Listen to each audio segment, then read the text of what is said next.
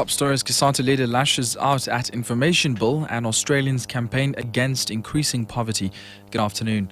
Kisatu General Secretary Zwelenzima Vavi has warned that the protection of state information bill will take South Africa a step closer to being a police state where citizens fear being sent to prison for being in possession of classified information.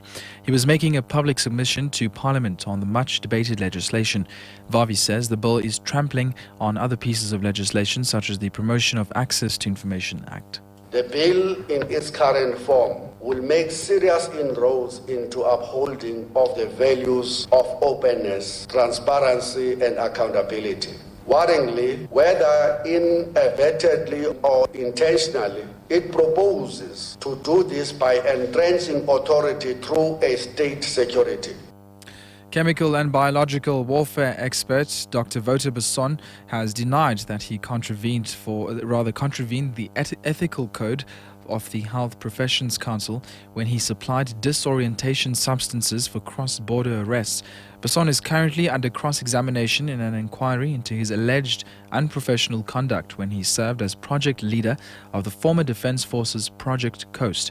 Besson says in his plea explanation that the aim was to incapacitate dangerous and armed suspects and to prevent them from raising alarm during arrests. He says the aim was to bring suspects before a South African court of law on criminal charges relating to attacks. Sandra DeLanga reports.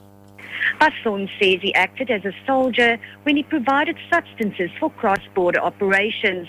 Besson testified he never saw the arrests as kidnappings. He says his motivation at the time was to limit loss of life.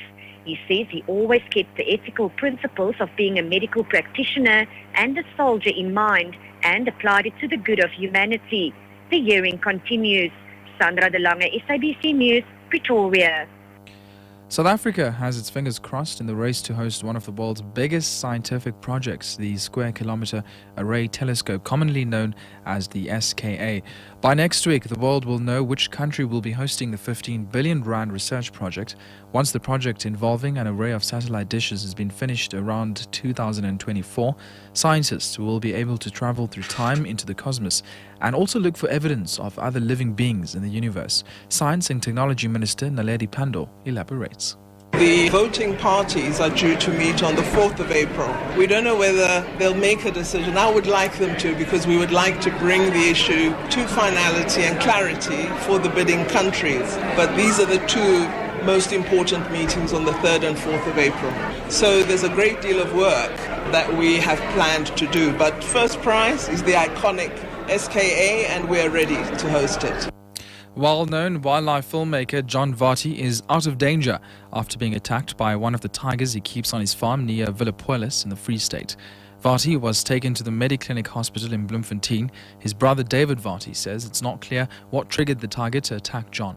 He was working with a film crew at Tiger Canyon, and it appears that one of the male tigers attacked him through the wire. He has a punctured lung and one severe bite through his upper thigh. He's not in any danger, and he's on the road to recovery. We are obviously concerned about infection, and the doctors will be monitoring very closely. He will remain in ICU for 3 days, but he should be out of hospital within 7 to 10 days.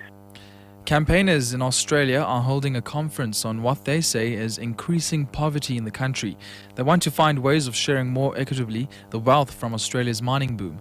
Our top story at midday: Kisatu General Secretary Zwelenzima Vavi has warned that the protection of state information bill will take South Africa a step closer to being a police state where citizens fear being sent to prison for being in possession of classified information.